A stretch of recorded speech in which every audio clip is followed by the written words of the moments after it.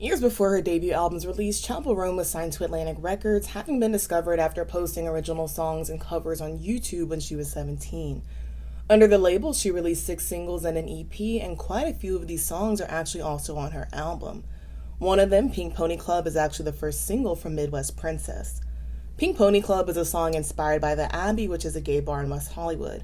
It begins with this dramatic piano, like you're in some sort of jazz club, and then the spotlight hits Chappell and she starts singing. The song echoes her journey pretty well up to this point, not wanting to stay in her small town because she dreams of a bigger, more authentic life.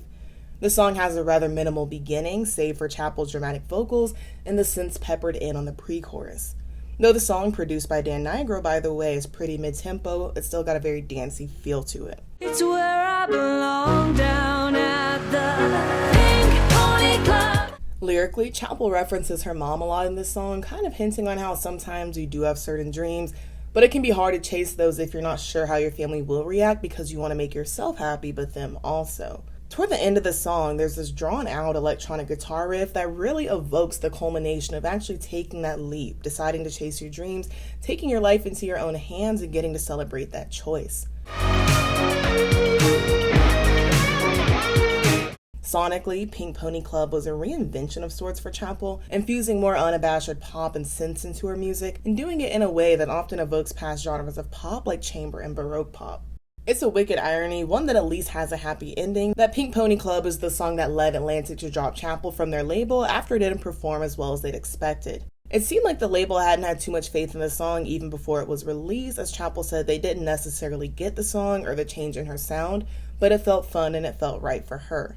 Pink Pony Club did end up becoming a hit even before Midwest Princess was released, having been streamed over 10 million times by August of 2022. After being dropped from Atlantic, Chappell moved back from LA to her home state of Missouri, working restaurant jobs and continuing to write songs independently. It was around this time that she also received a bipolar disorder diagnosis, which Chappell said made her better able to seek out treatment. In an interview with Vanity Fair, she also noted her struggles with mental health, and leaving high school to pursue music made her lonely for a while as it was difficult to make friends. California is another 2020 release that made it onto Midwest Princess, one that I think encapsulates a lot of these feelings pretty well. This one actually does discuss Chappell's disappointment with her career and herself in a sense after things didn't work out with her label. In the pre-chorus she sings, "'Cause I was never told that I wasn't gonna get the things I want the most," which really resonated because some of us grow up with that mentality, with a support system saying, you know, if you work hard for this and believe in yourself, then it's yours. And sometimes for a lot of your childhood, early adulthood, you can feel that way. And that first instance of, I worked as hard as I possibly could and still didn't get it, it hits you hard and it's a harsh reality. Again, this song is produced by Dan Nigro, who would go on to produce all of the songs on Midwest Princess. Similar to Pink Pony Club, California makes use of a lot of synths and piano. The song begins hauntingly in a cappella, and Chappell sings in this sort of broken, stunted way before what sounds like some strings come in. The heavy percussion adds to the emotional weight of the song, building and building until that piano becomes more present in the chorus. People always say if it hasn't happened yet, then maybe you should go. Aside from feelings of disappointment, Chappell also expresses a homesickness for Missouri, especially now that her dreams don't seem to be working out in California. But still, she refers to Missouri as a dying town, kind of signifying that she's still hoping for something bigger, or still doesn't fully feel fulfilled at home, even if it's more of a safe space. I don't know if this is intentional, but it's such a popular song that I doubt it was a complete mistake, but lyrically there is a connection to the Mamas and the Papas' California Dreamin'.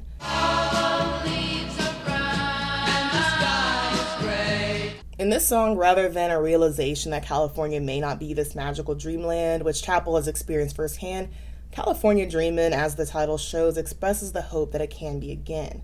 Chappell agrees California has the green leaves, the freedom, the opportunity mentioned in the Mamas and the Papas song, but both similarly talk about leaving California for their hometown. In California Dreamin', though, the speaker is already in their hometown, pondering returning to LA, whereas Chappell seems to be in California, at least in the song, and is expressing longing to return to her hometown because she feels there's nothing left for her in California. It's this weird dichotomy because Chappell has said since that LA is a place where she feels that she can't fully be herself, but it's also a place where some of her dreams for her career were put into question. Even on the cover art, Chappell's got this very 60s, maybe early 70s inspired look with her long dress, her long middle parted hair, and though the car she's standing in front of is obviously more modern, probably from the 2000s, we're still supposed to get a vintage vibe overall from the photo. Obviously, these songs were not a joint release, but I could see Pink Pony Club in California as like an A-side, B-side, or like a mini joint 2-song EP as is common now, because they work really well as that two sides of that chasing my career coin, if you will. Eventually, Chappell did decide to move back to LA and fully give her music career another shot, deciding she couldn't reach her full potential while she was depressed on a farm, as she put it. In 2020, I ran out of money like everybody did, and I was a barista working the drive-thru back in Missouri, and yeah, it was either give it one more shot or maybe go to school to be a biologist or something. Right, which would have been great. Dan, who like I said is Chappell's main producer, was tied up working on Olivia Rodrigo's Sour, which was putting a pause on their working relationship for a little while. But by 2022, Dan and Chappell had already resumed working together, and she got a publishing deal with Sony and put out another string of singles, all of which did make it on the Midwest Princess. I'm going to touch on some of the others as they relate more to other topics in the video, but I do want to talk about Phenomenon. One, because it's one of my favorites on the album, and two, because it's the song that really made me stop and get into Chappell Roan. And coincidentally, it's also the opening track on Midwest Princess. I love the cinematic nature of this song, which obviously I was happy to find out quite a lot of Chappell's songs have. Again, this one begins a little slower, based around a piano, and Chappell's narrating a story about how this guy is disappointing her in bed and just her negative outlook on modern dating in general. An electric guitar comes in and shifts the tempo and mood of the song, right as Chappell's shifting her mood, instead talking about what she desires rather than lamenting over the disappointment. Hit it like, get it hot. So that guitar echoes that energy, passion, electricity that she's wanting. And in the bridge, Chappell presents the solution to this, a phenomenon, her portmanteau of the words feminine and phenomenon. Chappell said she was initially going to name her album this, but decided against it because it's too much of a tongue twister. To Chappell, phenomenon was meant to represent the phenomenon as to whether sleeping with a man is better than with a girl, that question, so to speak, from her perspective. Another thing I love about the song, aside from the campiness of comparing Getting Hot and Heavy to pizza, are the fourth wall breaks. Like a couple times in the song, Chappell's like, can you play a song with a fucking beat right before it drops? Dude, can you play a song with a fucking beat? Hit it like rum pound the bomb. Which is funny because it's something that I want in my songs and talk about a lot, so I think this in my head when I listen to music sometimes. In the cover art, she's dressed as this motocross rider, echoing those engine revs you can hear in parts of the song and getting it on, turning it up, things of that nature. It shows really well that Chappell wants each song to be its own little experience, its own vignette, and she'll create an image of herself that reflects that well. And you know what, speaking of, let's get into My Kink is Karma. In this one, Chappell portrays herself as this alluring, devilish showgirl. She sings about how after a breakup, her ex's life seems like it's turning to shit due to his own choices, it seems, and it's delicious to her because he's getting his karma for how he treated her. Chappell sings in the third verse, wishing you the best in the worst way, using your distress as foreplay. This one is another mid-tempo synth-pop song with a punching bass line, and there's a lot of play with Chappell's background vocals here. They're layered in a way that makes a lot of them sound like an echo. It's actually kind of subdued compared to the excitement she's narrating over hearing her ex's life is falling apart. People say I'm jealous, but my kink is karma. Like, not giddy, not rage-filled, just very matter-of-fact, you reap what you sow kind of vibes. The music video is the cover art come to life, with Chappell starting the video getting kicked out by her ex, packing up her thing, and then later getting to revel in watching her ex get his just desserts. And I'm sure it's a dolly nod, but in the video she catches her ex cheating with a girl called Jolene. And after the breakup, she transforms from this girl covered in butterflies, a more softened look, to that theatrical, devilish character. And she seems to be the secret catalyst for all the ex's problems. Not that she's causing them in real life, this is just a way to represent that had they not broken up, had he been a better person, it's likely a lot of these things would not have happened. This theatricality and campiness, both of which have intentionally become synonymous with Chappell, were a cornerstone of her debut tour, Naked in North America. The tour took place from February to March of 2023, and each stop on the tour had a theme for fans to dress to, like Pink Pony Club or So You Want to Be a Pop Star. Well, I just started doing themes because I love dressing up. I want any excuse to dress up, and I love dressing up for concerts. So all of my themes for my concerts go along with my songs, and I have like Pink Pony Club is pink cowgirl themed. We've got casual, we've got Super Graphic Ultra Modern Girl, which is one of my songs, and it's like alien girly. For the opening act of each show, Chappell hired local drag queens to perform, and she said about this, It's a great way to engage the local queer community to that city. I encourage people to tip the queens. That's redistributing funds within the community there, and it also just gives a platform for the drag queens. Some of these queens have never performed in front of a crowd that big before, and it's just fun. And Chappell's been very open about how drag culture has inspired her presentation as an artist. She actually considers Chappell Roan to be a drag persona of sorts, and her real name is Kaylee, by the way, saying that Chappell Roan is a lot more brash, ostentatious, adventurous than Kaylee considers herself to be. Chappell is the last name of her late grandfather, Dennis Chappell, whose favorite song was The Strawberry Roan. Chappell saying, "I'm your favorite artist" at Coachella actually comes from the drag queen Sasha Colby, who's known to say, "I'm your favorite drag queen's favorite drag queen." She's also noted the movie Showgirls as well as burlesque as other inspirations of hers, and I think you can see that really well in the My Kink is Karma video, for example. Toward the end of her tour, Chappell released her next single, Kaleidoscope. This one is a more subdued piano track in which Chappell graciously releases her lover, preferring to just reminisce on the beauty of the relationship as it was. You wanna leave, I'll never make you stay. She compares love to a kaleidoscope, saying it's confusing how they operate. You never know what to expect, but it can be beautiful nonetheless.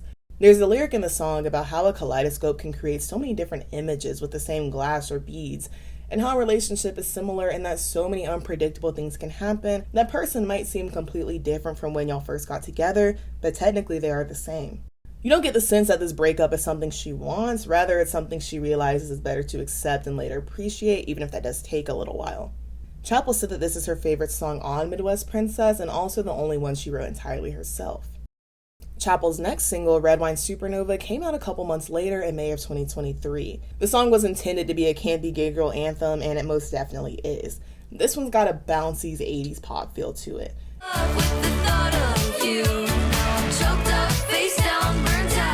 And throughout, Chappell sings about this girl who's attractive, magnetic, mesmerizing, a supernova. I feel like the song also encapsulates that essence of like, ooh, I can't tell if I want to be her or I'm in love with her, attracted at the least, and in this song it seems like it's both.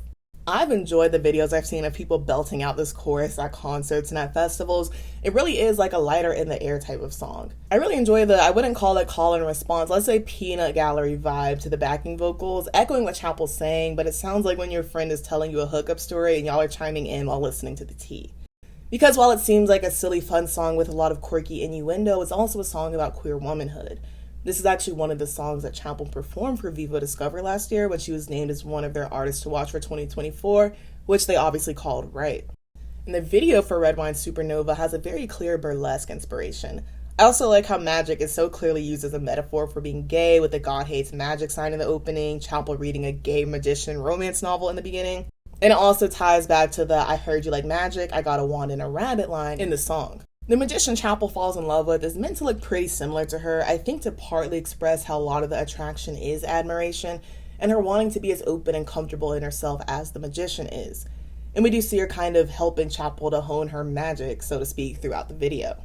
Chappell has said Red Wine Supernova is one of the songs that she'd written before ever kissing or dating a girl, so in a sense it really was about embodying what she imagined it would feel like, and writing-wise also expressing that longing to know in a sense. She said the same about Naked in Manhattan, which is another single from Midwest Princess, released during Chappell's single run, and I'm assuming this song also inspired the name for her first tour. This one is about the trepidation that comes with having a friend that Chappell has feelings for, but she doesn't want to cross the line with. She likens it to having a high school crush, not just because of her inexperience with girls, but the song is also about a slumber party, one where she and her friend get drunk and hook up. There's also references to experimentation that happens at sleepovers or practicing kissing with your friends, but Chappell knows this isn't something she's just trying out, but something that is true for her. So in a sense, it's integral that she's able to explore that side of herself, but also doesn't want it to be at anyone else's expense. Again, we get Chappell noting that in larger, less conservative cities like LA and New York, she's able to be more open about her sexuality singing. In New York, you can try things and inch away from more than just friends. Though this is a situation, a feeling that transcends time, as someone the same age as Chappell, it also feels more relatable and of its time because of references to things like Lana Del Rey, Mean Girls, astrology, and Mulholland Drive. And it's obviously no coincidence, but in the video at the beginning when she invites her friend to the sleepover, she's in the closet. And throughout, she starts taking off layers of clothing, showing she's becoming more comfortable, more confident in different looks. We both have a crush on Regina George. And it's also intercut with scenes of her being fully out of the closet and frolicking in the streets of Manhattan. The month before the album's release, Chappell posted the title and cover to her Instagram page. The title is a nod to the fact that she's from the Midwest, and the rise and fall aspect relates to all of the roadblocks and triumphs, and I would assume not just with her label or career, but with her life in general, thinking of things like her struggles with her mental health, sexuality, relationships. And on the cover, Chappell's dressed as this campy pageant queen, complete with a sash, a tiara, a bouquet, noting her as a winner of sorts. The makeup is definitely drag-inspired, a nod to having to be dolled up for the pageants in general, but I also get a silent film sort of vibe from it, especially in the shots where she's frowning. But regardless, pageant queen, drag queen, actress, pop star, any of them, there is this aspect of performance, of having to embody someone who isn't you, sometimes to your benefit and other times to your detriment. And it looks like this entire spectrum was embodied in the cover shoot, as in one shot she's frowning, looking devastated like I mentioned, and in others she's got the trophy, giving Carrie-winning prom queen, but without the pig's blood and, taking everybody out. The actual image that was chosen for the cover seems like it's kind of in the middle of the two, and she's got this sort of glare on. Like, Chappell doesn't look happy, but I think she also looks tired. Like, yes, it was a lot of work to doll myself up and win this pageant, but boy am I glad that I did it.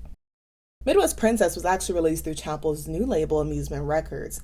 The imprint, which is under Island, was created by Dan Nigro, who signed Chappell as his first artist. He said he decided to sign her because he knew she would always be a star, and the pair of them would get full creative control with the album. And overall, the writing is authentic. Like, I feel like a lot of the things expressed in this album are things that I would text my friends or they would text me, sometimes expressed more artfully, but other times said just as blatantly, which is refreshing. Speaking of super graphic, ultra modern girl, this song is so perfect, it feels like it would be the theme song of the most perfect coming of age movie that I've not seen yet. Again, it opens with Chappell narrating, which I love, and I agree, don't waste a Friday on a first date. This is another animated celebration of womanhood, a very artful way to say girls rule, boys drool. But on a more serious note, this is another one about not dimming yourself or silencing yourself to please a man, being unapologetically yourself, as she sings in the pre-chorus. Not overdramatic, I know what I want. Again, this is very electronic and synthy, but this one feels kind of futuristic in a way, like I'm being beamed up to space or something. I think because, again, a lot of the production feels metallic, like you can hear triangles and bells in addition to the synths. Get up on that bar, walk that walk from Tokyo to New York. And in the lyrics, there's a bit of world building, or world abandoning, I should say, because she's like, maybe we should leave the men on Earth if they're going to disappoint us. We also get a lot of references again to partying, like slumber parties, tearing it up at the bar, just imagining a world that's a lot more carefree and celebratory in a sense. Though most of the songs on Midwest Princess are upbeat, bouncing synth pop, there are some more subdued tracks like the aforementioned California and Kaleidoscope. I think Coffee is a great showing too. This one's got a folk feel to it, and like Kaleidoscope, this one is about learning to let go of a relationship. The song is framed around meeting up with an ex, but for Coffee, because if they have wine or drink it all, they're gonna end up hooking up, probably. I like how here she's like, no wine, you're not my person, but in several other songs, like Red Wine Supernova, of course, that alcohol is a representation of exploration, loosening her inhibition so she can be herself, or enjoys watching other people do so. Actually, we get a song like this right before Coffee called After Midnight. 'Cause everything good happens after. I really want your hands on my body. And that one's a fun disco song about how after you get a little lit at the club or the bar, those carefree hookups are bound to happen. But in Coffee, drinking could lead to something Chappell doesn't want to get into again and decides that even coffee is not a good idea. Because you're not really meeting as friends for closure, it's not about the coffee, you're just prolonging the inevitable. This could easily be a 2-minute song, but it's not because we get time to let the song breathe, get some vocalizing on the bridge. It's never just coffee. And we actually get to hear the piano and the guitar the song is built around. Chappell also takes these pregnant pauses that are purposely left in the studio version so that we can almost hear her hesitation, her making the decision in the moment that maybe the relationship really is over if she's not going to keep on with the antics. The track listing at this point is like a 1-2 punch because, like I said, you get After Midnight before this one, which is completely opposite thematically to Coffee, but then you get Casual right after Coffee. Very synthy, but it's got a chill rock feel to it as well. This one is about not knowing where you stand in a relationship that isn't really a relationship, almost isn't even a situationship, but the person can't be upfront and say that.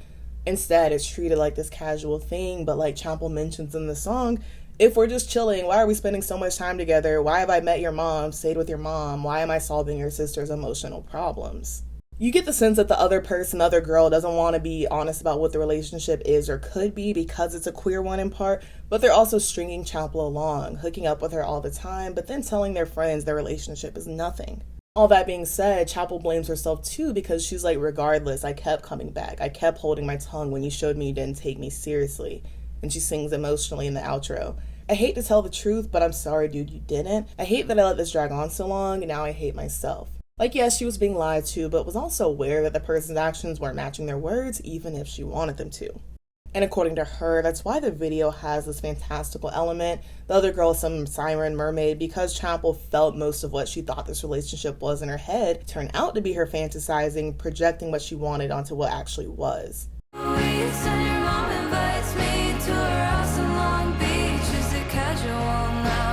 And like they typically are in mythology, the siren or the mermaid is posed as alluring yet dangerous, biting people's limbs off and whatnot, obviously a metaphor for the emotional damage a one-sided relationship can do. I also like how at the end, Chappell knows the siren is dangerous, nothing good would have come of still being with her, but she still looks kind of sad, longingly, when the siren's got her next victim because those feelings don't automatically turn off.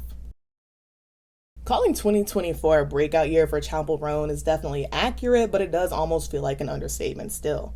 She already had a very dedicated cult fan base, but she was definitely pushed further into the mainstream this year. This was in part, of course, because of her exposure during the American leg of the Guts tour earlier this year, which I've seen was a lot of people's first exposure to Chappell, and they fell in love completely after. It's easy, in my opinion, to see why, because aside from loving her music, if you do, the spectacle, the theatrics of her presentation draw you in, and I can only imagine that's amplified when you see her live. But of course, this exposure, more people being introduced to Chappell, make them of course want to hear more of her music and watch her performances. And so in turn, sales and streams for Midwest Princess increased, and though it was only a few months old, it has been considered a sleeper album because of this surge in interest. Currently, the album is at number 6 on the Hot 100, which is also its peak position so far. According to Billboard, it's spent 14 weeks on the chart, meaning it made its chart debut back this spring around late March. This makes sense not only because of Chappell opening for Guts, but the album continuing to rise on the charts is likely also due to Chappell delivering a series of show-stopping festival performances, notably Coachella. That butterfly costume will live on in my mind forever. Too good, too good. Also, her being the Statue of Liberty at the Governor's Ball, so camp, so cunt. Like, outside of Chappell's long red curly hair, I love how she doesn't have a specific aesthetic or uniform in a sense, which we've noted can be very important for artists to distinguish themselves from their peers. But because she's been so open about drag, burlesque, vintage fashion, and forming her presentation, we still have that context to find our footing in, but it also keeps her open to not having to give several iterations of the same look for an era, maybe her whole career even. Chappell exploded so quickly, people were coming out in droves to see her festival sets, even to the point where she recently had to be moved to a bigger stage at Bonnaroo. This was a last-minute decision, as it was likely the case she was booked months ago, but it gotten so much bigger in between, it was clear even more people were going to come out and see her. Aside from her costumes, like I was saying with Red Wine Supernova, I really love the crowd engagement, especially when she does Hot to Go. Surprise, surprise, it's another fun, campy synth-pop song, and the title, of course, is a play on the saying Got to Go a little bit. Love the dramatic vocal delivery on the verses. It almost sounds like Chappell is gritting her teeth while she's singing. I try not to care, but it hurts my feelings. You don't have to stare, come here, do it. In this song, she's longing for the other person to dance with her, be with her, at the very least notice her. She refers to herself as hot to go, like some food, some takeout. And you can see that on the cover art, how she's dressed as sort of a waitress, a diner girl. Aside from this song being silly yet relatable because we've all been a little desperate for our crushes to notice us, Hot to Go has choreo, or at least arm movements like YMCA or the Macarena, which is a simple yet effective way to get people engaged even if they don't necessarily like to dance. And especially during festivals where you don't have a lot of space to be moving around. So it works well in these settings, concerts also, and you can see so many clips from these fests of the audience as well as their security doing the arm movements too. And there is also a little tutorial in the beginning of the music video for the arm movements.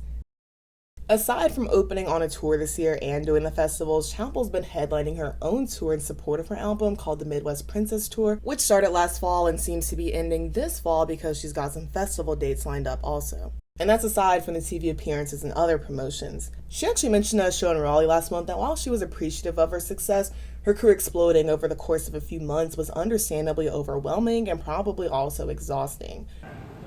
I think that my career has just kind of gone really fast, and it's really hard to keep up. And so just being honest that I'm just having a hard time today.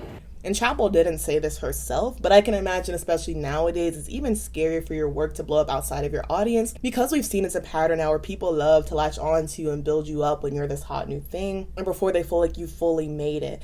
But if you fall out of line or perceived to, or even if you just get too popular for their liking or just some other small thing, those same people love to turn on you in droves, start a cancellation campaign online, to the point where I'm sure a lot of artists, content creators, whatnot, regret their work getting so big sometimes. Not because they don't believe in it, but because people can be kind of fickle and vicious, especially online. That being said, it seems like she's already looking forward to her next era, as Good Luck Babe, which is her most recent single, came out a couple months ago in April. And Chappell has also said that she and Dan have already started recording her next album, and though she hasn't revealed much, she just said that she's going to do what she always does and make music that she's proud of. And hopefully she'll get to take a break before the sophomore rollout begins. And really, Chappell's career, at least so far, overall, is just a great testament to just making what you're proud of. Because if she had gone back and changed her sound again after Atlantic didn't really love Pink Pony Club, who knows what would have happened. With Midwest Princess overall, Chappell said before it even came out, she knew the album was good, she knew the girls were going to love it, and so she was excited to put it out, but didn't necessarily expect the critical acclaim. Publications like NME, Time, and Billboard ranked The Rise and Fall of a Midwest Princess as one of 2023's best albums, even before it had all the eyes and ears on it that it does now. And aside from the fans, aside from the critics, she really is bringing that favorite artist claim to truth after all of the notice and support she's gotten from music icons like Elton John, Lady Gaga, and others. Aside from creating great queer pop herself, the drag influences in her look, this is another thing that's validating for those who are starting to anoint Chappell Roan as yet another queer pop icon. Or at the least, if you believe that title is a little premature right now, she's undoubtedly positioned herself as someone far more than worthy of that title. As always, thank you so much for watching. Be sure to like, comment, and subscribe so that you can stick around for more. And if you'd like to become a channel member and get early access to videos, the link is in the description.